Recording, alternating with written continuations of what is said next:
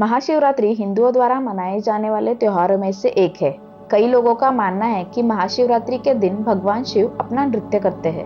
पर महाशिवरात्रि क्यों मनाते हैं, आइए जानते हैं। ये कहानी उस समय की है जब भगवान शिव आदिशक्ति स्वरूपा देवी सती के आत्मदाह के शोक में थे, जिस वजह से वह काफी दुखी थे और संसार से दूर हो गए थे और पृथ्वी पर यूं ही भटक रहे थे। ये बात जब असुरों को पता चली, तब तारकासुर नामक एक असुर ने सृष्टि के सर्वश्रेष्ठ रचयिता ब्रह्मा की कठोर तपस्या करना शुरू किया। उसके कठोर परिश्रम को देखकर ब्रह्मा उससे प्रसन्न हुए और अपना मनचाहा वर मांगने का आदेश दिया। तब तारकासुर ने इतर असुरों के भांति अमरत्व का वरदान देने की इच्छा प्रकट की।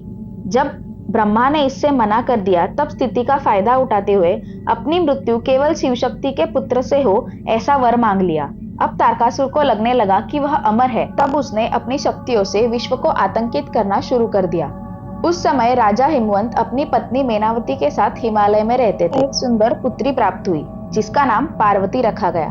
कहा जाता है कि पार्वती ये प्रकृति स्वरूपा देवी आदिशक्ति का दूसरा रूप है। बचपन से ही वह शिव की आराधना करती थी। एक बार उसको तपस्या करता देख सारी देवताओं ने कामदेव द्वारा उनका प्रेम बाण शिवजी पर चलाकर पार्वती के प्रति शिव के मन में प्रेम की भावना जागृत करने का उपाय खोज निकाला।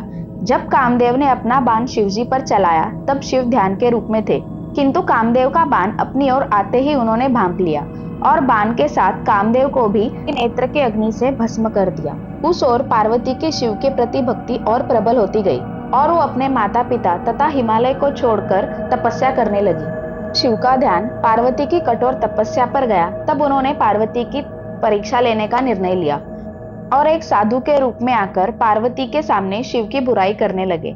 अपनी लाख कोशिशों के बाद भी पार्वती का शिव पर अडिग विश्वास और प्रेम देखकर शिव प्रसन्न हो गए और पार्वती को अपनी पत्नी के रूप में स्वीकार कर लिया।